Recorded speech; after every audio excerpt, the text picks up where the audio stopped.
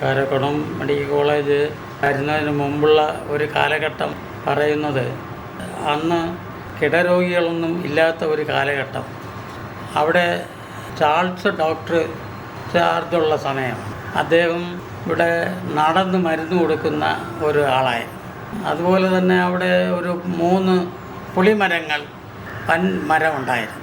അതിൻ്റെ ഫ്രണ്ട് ഭാഗത്ത് ഒരു 3 മുറി ബിൽഡിംഗ് മാത്രമേ അന്നുണ്ടായിരുന്നു. ആ കാലഘട്ടം ആണ് നമ്മുടെ ബെനറ്റ് ഡോക്ടർ അവിടെ വന്ന് നഴ്സിംഗ് സ്കൂൾ ആരംഭിക്കുകയും അതോടൊപ്പം തന്നെ അദ്ദേഹത്തിന് ആദ്യം ജനപിന്തുണയില്ലായിരുന്നു. എന്നാൽ കുറേ നാൾ കഴിഞ്ഞപ്പോൾ ആ പ്രദേശത്തുള്ള ആളുകൾ മുഴുവനും അദ്ദേഹത്തെ വന്ന് കാണുകയും അദ്ദേഹത്തിൻ്റെ പ്രവർത്തനങ്ങളിൽ ചികിത്സയിലൊക്കെ ആളുകൾ തൃപ്തരാകുകയും അതോടൊപ്പം ഒരു മെഡിക്കൽ കോളേജിന് ഒരവസരം സൃഷ്ടിക്കുന്നതിന് വേണ്ടി നമ്മുടെ ബെനറ്റ് ഡോക്ടർ വളരെ ശ്രമം നടത്തി.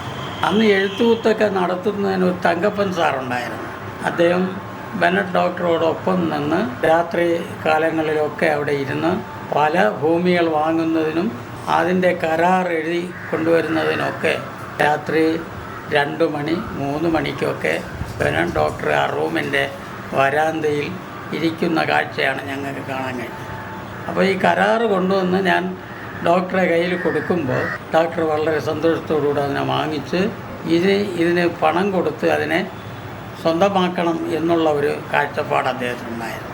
അന്ന് ആദ്യം അവിടെ ഇതിൻ്റെ തറക്കല്ലിട്ടത് ഗ്ലാസ്റ്റൺ തിരുമേനിയാണ്. അന്ന് ഞങ്ങൾ ഒരു 10-50ഓളം ആളുകൾ അവിടെ ഒരുമിച്ച് കൂടി ആ ചടങ്ങിൽ പങ്കെടുത്ത് അടുത്ത ഘട്ടങ്ങൾ എങ്ങനെ ആയിരിക്കണം എന്നുള്ളത് ഡോക്ടർ നിർദ്ദേശിച്ചു. അതനുസരിച്ച് തന്നെ മറ്റു പരിപാടികളിൽ ഇവിടെ ഒരു ദിവസം നിശ്ചയിച്ചാണ് ഗ്ലാസ്റ്റൺ തിരുമേനി വന്ന് തറക്കല്ലിട്ടത്. ഡോക്ടർക്ക് ഗ്ലാസ്റ്റൺ തിരുമേനിയുടെ പൂർണ്ണമായ സപ്പോർട്ടുണ്ടായിരുന്നു.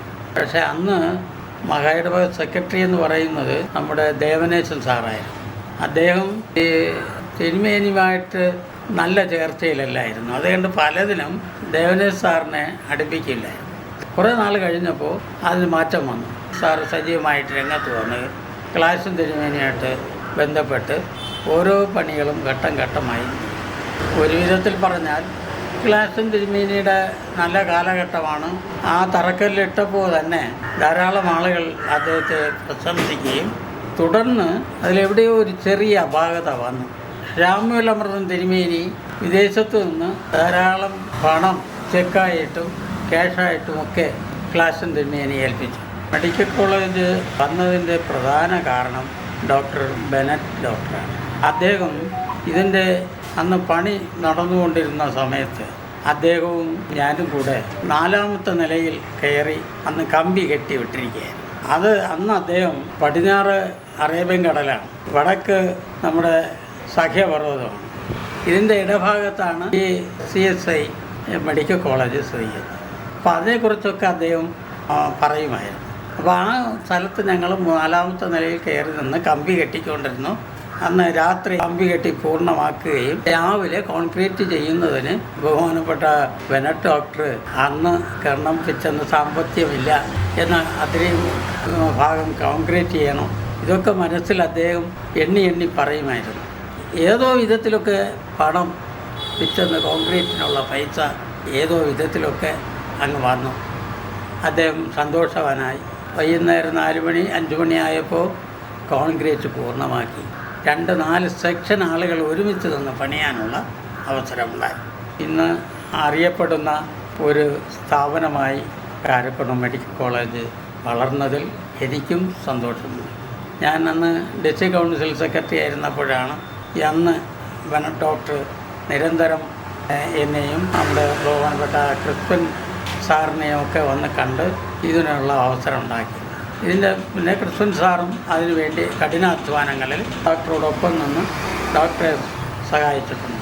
പല ദിവസങ്ങളിലും ശ്രീകാര്യത്ത് ഞങ്ങൾ രണ്ടുപേരുമായി പോയി പുതിയ കാര്യങ്ങൾ ഡോക്ടർ പറയുന്നതിനെ കേൾക്കുകയും അതനുസരിച്ച് ഇവിടെ പ്രവർത്തിക്കാനുള്ള അവസരം പറഞ്ഞ ആളുകൾക്കൊക്കെ ഉണ്ടായി. അന്ന് ക്രിസ്ത്യൻ സാറ്, ഞാൻ, ഒരു തങ്കപ്പൻ സാറ് തുടങ്ങിയ ആളുകളാണ് ഇതിന് സജീവമായിട്ട് വന്നത്. ഈ സ്ഥാപനം വന്നപ്പോൾ അവിടെ ലാസ്റ്റ് ഗ്രേഡിലെ ജീവനക്കാർ 20 രൂപ ശമ്പളത്തിലാണ് ഈ അവിടെയുള്ള മണ്ണുകളൊക്കെ മാറ്റി ഒരു നിരപ്പായ സ്ഥലം സൃഷ്ടിക്കുകയും വേതനമായിട്ട് 20 രൂപയാണ് ഒരു ദിവസത്തെ ശമ്പളം. ഞാൻ ഒരു 3 വർഷക്കാലം അതിൻ്റെ ചുമതല വഹിച്ചിരുന്നു. അന്ന് ആളുകൾക്ക് 20 രൂപയാണ് കൊടുത്തുകൊണ്ടിരുന്നത്. ഡോക്ടർ ഒന്ന് പറയും അവർക്ക് കൊടുത്തുകൊണ്ടിരുന്ന ശമ്പളം കൃത്യമായി കൊടുക്കണം. അങ്ങനെ ഒരു 2-3 വർഷം ഞാൻ തന്നെ ഒരു വിഭാഗത്തിൻ്റെ ചുമതല ഞാൻ വഹിച്ചിരുന്നു. തുടർന്ന് ഇന്ന് എല്ലാ വിധത്തിലുമുള്ള PG കോഴ്സുകൾ വന്നു കഴിഞ്ഞു. നേഴ്സിംഗ് വിഭാഗം വളർന്നു. മറ്റെല്ലാ വിധത്തിലും ഡോക്ടറെ കുറിച്ച് അറിയപ്പെടുന്ന ഒരു കാലഘട്ടം ഇപ്പോൾ അവിടെ ഉണ്ട്. ഇവിടുന്ന് തന്നെ ഒരു ഹാർട്ട് പേഷ്യൻ്റ് അവിടെ പോയിട്ട് നല്ല അഭിപ്രായം പറഞ്ഞാണ്. ഇന്നലെ ഞാൻ അദ്ദേഹത്തെ കണ്ടപ്പോൾ നിങ്ങളെന്താ ഇവിടെ പോയത്? ഞാൻ തുടങ്ങിയ കാലം തൊട്ടേ ഇവിടെയാണ് പോകുന്നത്. അത് എനിക്ക് നല്ല അനുഗ്രഹമായ ചികിത്സ അവിടെ കിട്ടുന്നു. ഓരോ വിഭാഗത്തിൻ്റെ ആളുകൾ വന്ന് പരിശോധിക്കുകയും എനിക്ക് ആ ചികിത്സ എനിക്കിത് വളരെ പ്രയോജനപ്പെട്ടു.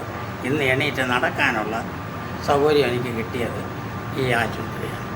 പിന്നെ സർക്കാർ ആശുപത്രിയിൽ പോകാമായിരുന്നു. അവിടെയും മരുന്നുകളെല്ലാം കുറിച്ച് കൊടുക്കും, വാങ്ങിച്ചുകൊണ്ട് കൊടുക്കണം. ഇവിടെ അത് വേണ്ട. അവിടെ അവർ ഇൻഷുറൻസൊക്കെ ഉള്ളവർക്ക് സൗജന്യമായി കിട്ടുന്നു. എനിക്ക് വളരെ തുച്ഛമായ പൈസ അടയ്ക്കാൻ കഴിഞ്ഞുള്ളൂ എന്ന് അദ്ദേഹം പറയണം. അങ്ങനെ സമൂഹത്തിൽ ആശുപത്രിയെക്കുറിച്ച് നല്ല ഒരു അഭിപ്രായം ജനങ്ങളുടെ ഇടയിലുണ്ട്. ഇതിനെല്ലാം അവസരം ഉണ്ടാക്കിയതും പ്രവർത്തിച്ചതും അതിന് നേതൃത്വം വഹിച്ചതുമൊക്കെ നമ്മുടെ ഡോക്ടർ ബെനറ്റാണ്. അദ്ദേഹം ഇവിടെ വരികയും ഈ ആശുപത്രിക്ക് നേതൃത്വം നൽകുകയും ഇവിടെയുള്ള സാധാരണക്കാരന് അവസരങ്ങൾ ചികിത്സയ്ക്ക് നൽകി കൊടുക്കുകയും ഒക്കെ ചെയ്തതിൻ്റെ പേരിലാണ് ഡോക്ടർ ബെനറ്റ് ഡോക്ടറാണ് ഇതിനെല്ലാം കാരണക്കാരനായി മാറിയത്.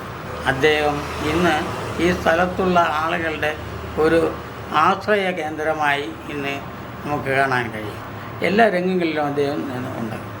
അവിടെ ചികിത്സയ്ക്ക് പോകുന്ന ആളുകൾ മോശമായ ഒരു അന്തരീക്ഷം പറയുന്നില്ല, നല്ലത് എന്ന് മാത്രമേ പറയുന്നു.